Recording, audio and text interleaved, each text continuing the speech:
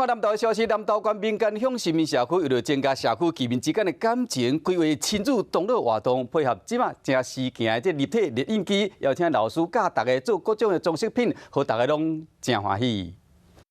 用电脑画出家己介意的图，佮用3D 拍印机制作出一件搁一件艺术品。这是由民间乡新民社区规划课，后来参加民众拢感觉新鲜佮趣味。还蛮好玩的，有念相关科系，然后就觉得哦，程式很简单。除了会当用3D 拍印机制作家己介意的作品，某人结合社区特色制作无共款的物件，未来会当将做是社区产品，替社区赚钱。 这是吊饰，我们出去就可以做陈列跟宣传。其实学员看到都有很多的想法。新民社区结合实践和科技规划3D 拍印课，那互社区的民众感情变更较深，毛民众去学着新知识，对社区的发展是真有帮助的。